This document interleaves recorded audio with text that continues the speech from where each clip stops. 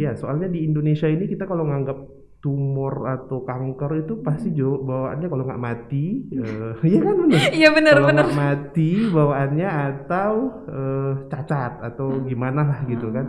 Pokoknya menderita lah kalau Iya, tumor itu kan. iya. Jadi saya Hai, terima kasih udah klik di video ini. Jangan lupa untuk subscribe, like, komen, dan bunyikan lonceng di sebelah kanan. Selamat menyaksikan. Hai Sobat Medcast, balik lagi di Medcast, Medikus Podcast, podcastnya kesehatan. Hari ini dengan memperingati Hari Kanker Sedunia, kita kedatangan dua tamu spesial nih. Yaitu yang pertama ini ada pasien kanker survivor yang udah dioperasi dan ada dokternya yang menangani nih, yaitu dokter Arfiza Putra, dokter Muhammad Arfiza Putra SPTHTKL dan Pak Burhanuddin, bener ya Pak? Halo Bapak, selamat pagi. Ya, halo dokter, selamat pagi dok. Ya masih pagi nih ya Pak. Iya, Nah, Sobat Medcast pasti penasaran dong loh, kok suara Pak Burhan kayak gitu ya gitu. Nah, Pak Burhan ini adalah seorang penderita kanker pita suara dulunya, benar ya Pak? Ayo. iya benar. Nah, sekarang alat yang digunain Bapak apa namanya Pak? Elektrolaring. Elektrolaring. Iya. Bapak kerjaannya biasanya sekarang ngapain Pak? Saya bekerja di perusahaan swasta nasional, bergerak di bidang komunikasi. Untuk pekerjaan saya sekarang mengkoordinir seluruh tim Sumatera. Oh Iya, wow. Berarti sekarang masih banyak kegiatan ya Pak? masih Iya. termasuk juga masih aktif saya touring. Wah, hobi hebat. touring, Hobi touring. Keren, keren, keren. Oke, kita mau cerita nih Pak tentang dari awal Bapak didiagnosa kanker pita suara itu pada tahun berapa dan kenapa bisa Bapak didiagnosa awal itu di mana gitu Pak? Boleh ceritain ke kita ya Pak? Iya, sekitar bulan April 2019. Oke. Gejala pertama itu di kerongkongan rasa gatal. Mm-mm. Ya, kemudian suara mulai hilang dan saya sudah coba berobat di kedokteran, salah satunya di luar negeri juga. Kemudian tentunya lebih percaya di Indonesia sama dokter Indonesia. Pada Agustus 2019 puncak sakitnya itu saya langsung sesak nafas, jadi nafasnya seperti orang yang tenggelam gitu. Oh. Menarik nafasnya susah, membuang nafasnya juga susah. Itu saat saya meeting dengan direktur saya. Kemudian saya langsung dibawa ke rumah sakit dan dokter yang menangani saya itu dokter Afriza, kebetulan ada di sini. Ya, Dokter Arfiza ya Pak. nah keyakinan kita dengan dokter Indonesia lebih kuat daripada yang di luar negeri.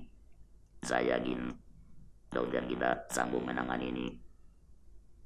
Saya dioperasinya di rumah sakit swasta nasional di Medan yang saya percayalah bisa mengobati saya, dan dioperasinya itu akhir Agustus 2019. Oke.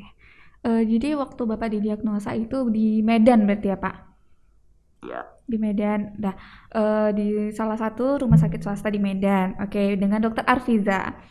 ya Ya. benar. Dan terus Pak, penyebabnya dari Bapak bisa kena cancer ini gimana Pak? Penyebabnya itu apa aja tuh? Waktu itu dijelasin. Kalau penyebabnya sih kita tidak tahu ya, karena saya juga bukan perokok, bukan peminum alkohol, Oh, oke. dan kalau disebutkan sumber yang menyebabkan kanker itu tidak ada di saya. Mungkin secara genetik keturunannya dulu saya juga tidak tahu gitu.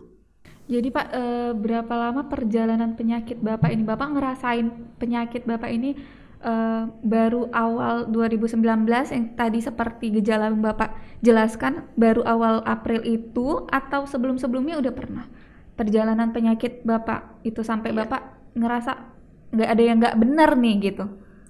Awalnya di Oktober 2018. Suara itu sudah agak parah gitu. Tapi saya anggap itu hanya mungkin faktor kecapean atau mungkin faktor cuaca. Jadi saya minum air putih, terus minum obat buat batuk gitu. Nah, di Januari suara itu juga semakin lama semakin berat. Terakhir saya tuh berbicara 2 hari 2 malam saat rapat kerja nasional di Batam. Di saat itulah suara itu memang betul-betul dianggap sudah hilang. Karena sebelum rakernas itu saya sudah ke dokter dan diperiksa ke dalam itu ya, setelah pun pita suara itu sudah membengkak, sudah menebal gitu ya. Jadi berat untuk bernapas dan bersuara. Dan konsultasi sama dokter Afrija, ya, memang disarankannya harus dibuang. Tidak jauh beda dengan diagnosa dari yang luar negeri. Begitu. Oke. Waktu setelah udah kan kita udah tahu nih perjalanan penyakitnya, berarti udah dari 2018 ya Pak ya, sampailah di diagnosa itu 2019. Gimana tuh Pak perasaan Bapak setelah Bapak tahu ternyata saya kena kanker pita suara gitu, saya harus dioperasi? Gimana perasaan Bapak pada saat itu? Begitu saya divonis kanker dan waktu itu udah stadium 3 ya. Dan diputuskan itu harus dibuang. Kalau perasaan saya diputuskan itu, ya pasti dong, ya, boleh dibilang hidup itu tidak ada lagi artinya. Yang selama ini kita bisa berbicara, dan begitu dioperasi sama sekali tidak lagi bisa berbicara. Artinya nikmat itu sudah dicabut. Tapi setelah konsultasi terus sama dokter, dan beliau juga mengatakan ada alat yang akan dibuat di dalam atau digunakan di luar untuk membantu bisa berbicara. Kebetulan juga dari tempat saya bekerja menyetujui dioperasi dan alatnya diberikan. Alhamdulillah alat itu diberikan, dan ini bukan saya yang langsung membelikan, tapi perusahaannya langsung. Kebetulan tidak ada jual Indonesia ya dok ya. Tidak ada jual Indonesia, adanya di luar negeri. Jadi dijemput ke sana, diantar ke Medan. Awalnya begitu saya gunakan, bingung bagaimana cara menggunakannya. Iya pasti ya Pak ya. Karena alat ini tidak sembarangan digunakan di titik mana. Jadi harus pas di titik pita suara itu. Setelah belajar hampir 3 minggu. 3 minggu berarti Bapak pelajari di mana nih yang pas gitu ya Pak ya. Benar. Menyesuaikan juga gitu ya. Baru betul-betul saya bisa menggunakannya, dan saya juga bisa menerima telepon. Alhamdulillah. Awalnya kalau saya rapat tinggal tulis di buku atau di proyektor. Tapi dengan adanya alat ini, semua karyawan saya juga kaget. Biasanya saya itu rapat menggunakan proyektor. Setelah ada alat ini, mudah-mudahan tidak ada lagi kesulitan berkomunikasi. Hanya saja mungkin orang-orang yang tidak mengetahui alat ini bingung, Bapak ini buat suaranya robot gitu ya. Iya benar-benar, saya kan juga pertama ketemu Bapak tadi, wah langsung, wah kok bisa gitu ya gitu. Tapi gimana ya Pak? Nah, itu adalah salah satu cara ya kan Pak. Namanya kita berusaha, ikhtiar, ya kan Pak? Iya. Benarnya. Terus kita jadi bisa juga komunikasi sama orang daripada enggak sama sekali ya Pak ya. Ini sangat-sangat membantu berarti ya Pak. Sangat-sangat membantu. Jadi gimana Pak? Tanggapan orang-orang ketika ngelihat Bapak pakai itu gitu? Pada kaget atau kayak penasaran itu apa gitu? Ya, orang-orang yang dekat sama saya yang biasa konsultasi, rapat, berbicara atau bercengkerama yang lainnya juga kaget. Suaranya kenapa begitu? Nah, saya sudah jelaskan semua, mereka juga paham dan juga mensyukuri ada benar. alat yang bisa membantu berkomunikasi. Iya benar. Saya juga pernah diundang sama salah satu pasien dari dokter. Kebetulan anaknya tuh anak dari pasien ini frustasi. Bapaknya selama ini memanggil semua tulis tangan dan bapaknya hampir betul-betul frustasi. Begitu mendengar kebetulan saudaranya kawan saya, dia langsung telepon, dia video call sama saya berbicara, mereka dengar dengan baik dan suaranya jelas. Jadi mereka meminta saya untuk memberi semangat sama bapaknya. Saya datang, saya jumpai, saya jelaskan. Awalnya namanya dioperasi, rasa takut. Iya Pak. Ini bedanya terbuka gitu ya. Tapi sama bapak itu saya bilang, setiap selesai sholat subuh banyak berzikir dengan menggelengkan kepala. Dengan menggelengkan kepala aja uratnya itu sudah mulai longgar gitu. Jadi sama aja di dokter. Habis saya operasi juga gitu ya, kaku kayak robot. Jadi mau melihat ke kiri pun badannya harus digerakkan. Kalau sekarang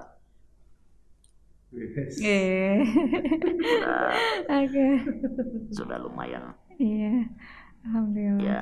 Jadi Bapak bisa jadi salah satu motivator ya Pak buat orang-orang yang takut, ya kan Pak, takut untuk maksudnya sebenarnya penata laksanaan atau perawatan dari kanker pita suara ini kan nanti kita boleh tanya-tanya ke dokter Afiza ya Pak ya.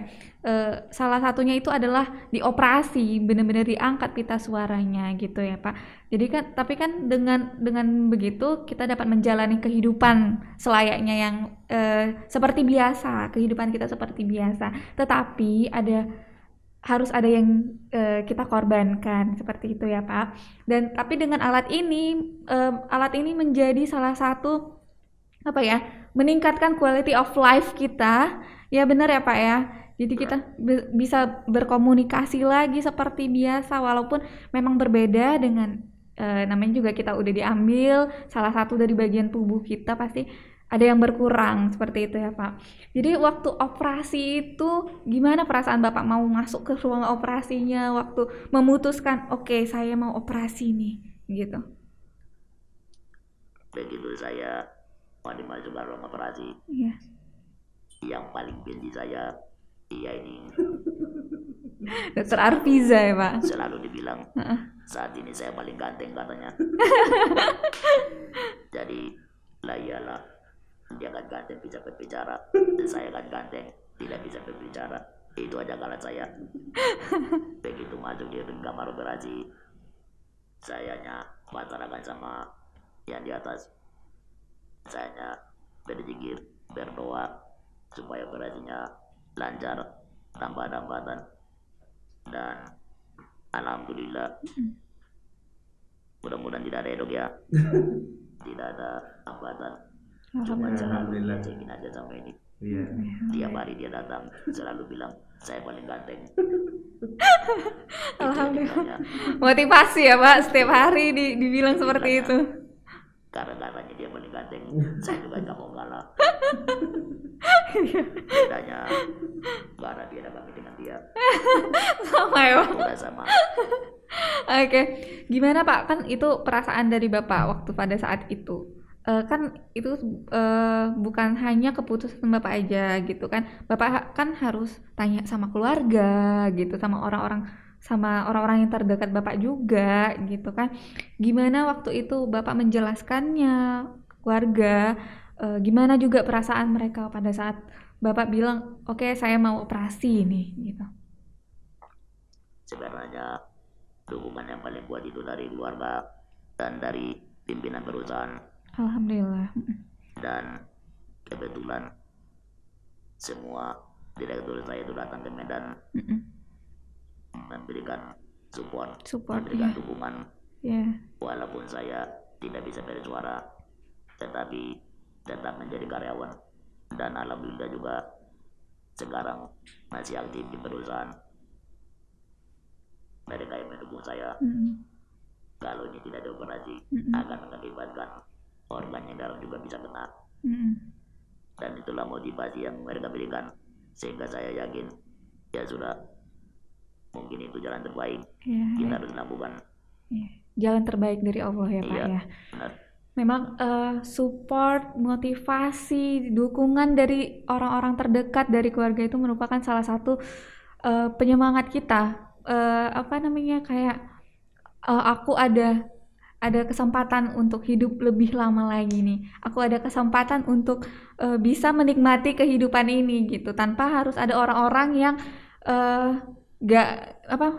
membuat kita down gitu ya kan Pak. Untung aja orang-orang terdekat Bapak ini sangat-sangat mensupport Bapak. Alhamdulillah, itu yang harus disyukuri ya Pak. Terutama di kedua anak saya. Walaupun mereka tahu saya tidak bisa berbicara dengan begini ya, mereka juga mencaci, tapi juga menghibur. Ya, kadang mereka lupa saya itu tidak bisa berbicara gitu ya. Tapi karena mereka anak-anak yang lucu, tetap menjadi semangat sama saya. Dan mereka pun kalau saya ada kesulitan, tetap membantu. Oke, baik Pak.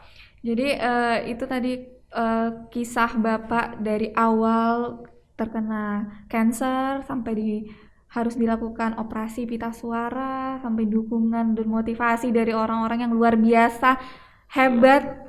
Ya Pak, saya juga salut sih sama Bapak, sama orang-orang terdekat Bapak juga salut saya. Lalu gimana nih Pak? Bapak boleh dong kasih motivasi buat yang lain Pak, boleh?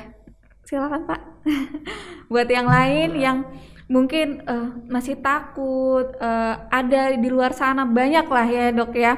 Banyak di luar sana mungkin yang kejadiannya seperti Bapak, atau ada mengalami gejala-gejala seperti itu gitu kan, dan harus dilakukan operasi. Gimana Pak? Ayo kasih tahu dong, kasih tips and trick, kasih motivasi, semuanya lah Pak. Ya, kepada pemirsa semuanya yang menonton acara ini, saya sarankan kalau ada gejala suaranya udah mulai hilang, kemudian ada gatal di leher, segeralah periksakan diri. Sebelum diperiksa, banyaklah minum air putih. Apalagi kita yang sering berbicara, itu kan kita suaranya kering. Jadi lebih bagus banyaklah minum air putih. Hindari pastinya rokok. Hindari rokok ya. Merokok, oke. Ya. Kemudian minum banyak beralkohol. Bila memang sudah ada gejala itu, silakan konsultasi sama dokternya. Itu motivasi.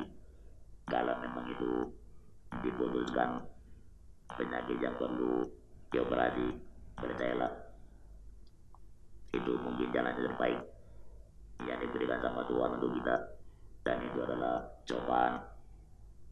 Terimalah cobaan itu, sesungguhnya bagi yang beriman, cobaan itu adalah nikmat kita. Iya, benar Pak. Aduh, kisah Pak Burhan ini sangat menginspirasi mungkin ya Dok ya. sangat menginspirasi orang-orang yang mungkin ada gejala itu, orang-orang yang takut mau operasi. Sebenarnya Allah dan Tuhan itu Maha mengetahui ya Pak ya, dan sebenarnya banyak sekali nikmat-nikmat yang harus kita syukuri. Salah satunya dengan adanya alat itu kita sangat bersyukur kita bisa komunikasi. Iya. Benar ya Pak ya? Benar. Oke, kali ini selain Pak Burhan juga ada Dokter Arfiza, SPTH TKL. Halo dokter. Dokter Arfiza ini ya seperti yang dijelaskan Pak Burhan tadi, Dokter Arfiza adalah orang yang mengoperasi Bapak, yang mendiagnosa Bapak juga, yang merawat Bapak, semuanya lah pokoknya ya Pak. Iya. Sekarang udah jadi kayak teman Pak.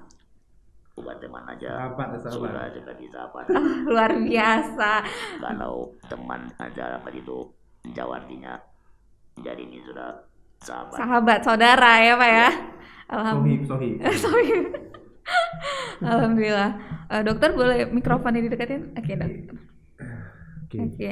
Nah jadi kan tadi dari segi pasiennya, dari segi Pak Burhan yang mengalami gejala itu, mengalami kanker pita suara dan sudah dioperasi. Sekarang dari saya ingin bertanya sama dokter mengenai dari segi kedokterannya nih dok. Nah jadi kan tadi seperti yang dijelaskan oleh Pak Burhan, sebenarnya untuk sobat Medcast kan belum tahu nih dok, kanker pita suara di bahasa kedokterannya apa ya dok namanya? Saya juga nggak tahu nih dok. Kalau dari segi nomenklaturnya bisa disebut dengan karsinoma laring. Tapi banyak sih sebenarnya, nggak harus karsinoma, banyak tumor-tumor lainnya, tapi ya tergantung jenis tumornya apa. Jadi dari tata laksananya juga berdasarkan jenis tumornya itu. Oke. Gitu. Jadi tadi kan Pak Burhan udah jelasin penyebabnya. Sebenarnya kalau dari segi dokter, dari kedokterannya penyebabnya itu apa-apa aja dok selain yang disebutin Pak Burhan tadi? Biasanya memang paling utama untuk karsinoma laring ini, tumor laring ini ya, tumor ganas laring ini biasanya paling sering memang alkohol dan merokok. Oke. Cuman sekarang sudah dikaitkan juga dengan yang lain-lainnya seperti infeksi virus, namanya virus Epstein-Barr atau virus bukan Epstein-Barr papilomavirus ya, bisa dikaitkan juga dengan asam lambung ya. Jadi refleks asam lambung yang ke pita suara. Oh bisa juga dok? Ya juga bisa. Aduh saya ada asam lambung dok. Ya makanya periksakan segera ya. Terus dok? Ya seperti itu. Jadi memang sekarang sudah mulai berkembang ilmunya, memang berhubungan dengan infeksi laten dari virus ataupun refleks dari asam lambung juga bisa mempengaruhi untuk penyakit ini. Oke. Jadi orang-orang udah pada ngerti nih ya dok ya, berarti penyebabnya banyak, bukan hanya itu aja gitu ya dok ya. Nah terus setelah itu bagaimana dokter mendiagnosa Pak Burhan ini kanker itu? Berarti banyak pemeriksaan ya dok ya? Iya, nggak terlalu banyak sih. Cuman ya dulu memang unik sih ketemu sama Pak Burhan ini ya. Oh ya gimana? Bisa ketemunya tuh gimana dok? Boleh ceritain dong. Awalnya sih dia karena suaranya serak gitu ya. Terus dikasih obat. Saya sih memang dari awal sudah curiga sebenarnya untuk tumor gitu kan. Cuma kan saya nggak langsung akan memberitahu Pak Burhan, nanti masih suspek berarti ya. Cuman sempat beberapa kali berobat, sempat dirawat juga ya pernah ya, karena pengen dirawat katanya, karena kalau nggak sembuh-sembuh saya kasih obat. Kemudian saya CT scan, saya minta izin untuk CT scan karena kan memang udah dari awal memang sudah curiga nih. Saya CT scan, dan CT scan juga sudah menunjukkan tumor, tapi saya nggak langsung bilang nih ya Pak Burhan ya, takutnya nanti dia down. Saya cuman bilang gini, Pak dari CT scan kemungkinan ada curiganya tumor, kita biopsi aja ya biar pasti. Kalau memang tidak tumor ya sudah nggak apa-apa, berarti kita kasih obat aja. Tetapi kalau ternyata itu tumor ya terpaksa kita harus tata laksana berikutnya, saya bilang seperti itu. Pokoknya intinya ini hanya untuk sekedar diagnosis saja. Tindakannya juga tidak invasif, hanya mencubit sedikit saja dari pita suaranya seperti itu. Oke. Setelah kemudian sorry. Ya benar-benar dok. Lanjut aja dok, lanjut aja. Ya, setelah itu Pak Burhan sempat nolak ya, sempat nolak. Awalnya sempat nolak. Kemudian Pak Burhan juga ke luar negeri untuk berobat. Terus kontak kita ya, sekitar 3 bulanan ya, 3 bulanan ya. 3 bulanan ya, 3 bulanan. Terus tiba-tiba Pak Burhan nelpon. Saya kebetulan lagi di rumah sakit, terus mengatakan bahwa Pak Burhan sesak napas, sudah nggak bisa bernapas, seperti masuk ke dalam tenggelam lah, seperti itu, nggak bisa bernapas. Terus saya datang ke situ, saya jelasin gimana nya. Memang waktu itu kita langsung untuk tindakan untuk ngebolongin di sini. Nah, jadi untuk bebaskan jalan napas untuk sementara. Ya, jadi nanti dibolongin di sini untuk bernapas sementara. Nah, nanti baru kita sekalian untuk dibiopsi, untuk dicubit itu. Dibolongin di bagian leher ini ya, yang deket pita suara ini ya dok ya. Iya. Itu hanya untuk napasnya aja. Kemudian hasil biopsinya keluar ya, ternyata hasil tumor ganas. Kita rencanakan untuk operasi. Awalnya Pak Burhan ini pertama sedih banget nih ya. Pertama saya juga nggak bilang langsung. Saya ketemu sama keluarganya. Saya ketemu juga sama atasannya ya. Kita bicarain dulu gimana nih, kita bicara sama Pak Burhan supaya nggak terlalu membuatnya down. Nggak langsung berarti sama Pak Burhan ya, berarti dokter approach keluarga dan orang terdekatnya dulu ya dok.